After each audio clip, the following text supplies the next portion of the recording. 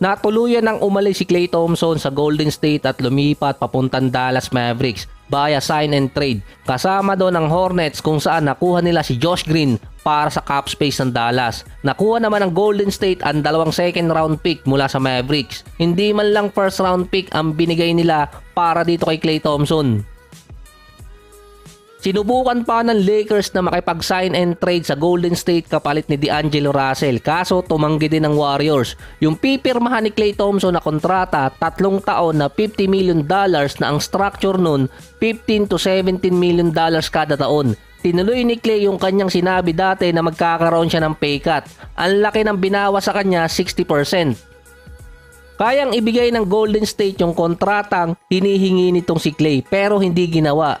Ang naging reason doon dahil sa above na sa tax threshold yung Golden State. Ngayon, since nawala si Klay Thompson at itong si Chris Paul, nagkaroon ng first tax apron ang Warriors ng 16 million. Ang pinagkaiba lang kasi ng binigay ng Dallas kay Klay, walang player option. Straight na 3 taon. Naka-align pa yon either kay Luka or kay Kyrie. Ang iniisip ko lang dyan, ano kayo mangyayari dun sa bangka ni Klay Thompson? Sa Dallas, lagpas na sila sa tax threshold after nila makuha si Klay Thompson. Hindi nila nagamit yung mid-level exception. Sa ngayon, 1 million pa lang yun. Bago pumasok yung mid-season sa susunod na taon, magagawan pa ng Dallas yun dahil nga mawawalan sila ng rights para kumuha ng mga buyout player. Sa Lakers naman at si LeBron, nawala sa kanila yung 3 player na sinabi ni Rich Paul na magpay-pay cut si LeBron. Ito nga si Klay, Valanciunas at si Harden. Pero meron pang isang tinatarget yung LA, si DeMar DeRozan. Lalong dumami yung option ngayon ni DeMar. Hindi lang Lakers, hindi lang Clippers, kasama din doon pati Golden State. Kasi nga meron pa silang $27 million sa kanilang second tax threshold.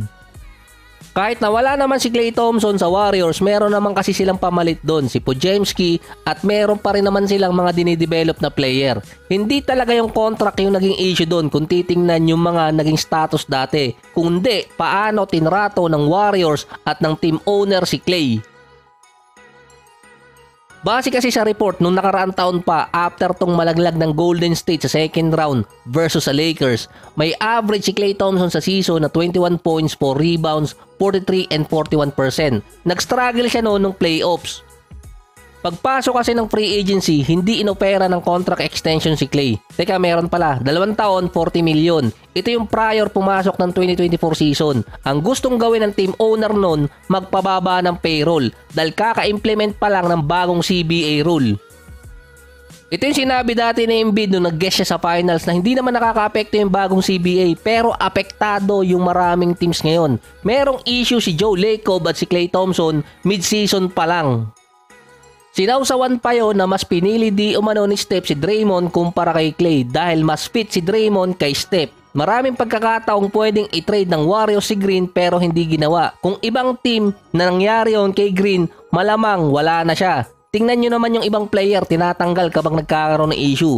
Tama din yung sinabi ni Kendrick Perkins na mas gusto ng Warriors si Green kumpara kay Klay Thompson.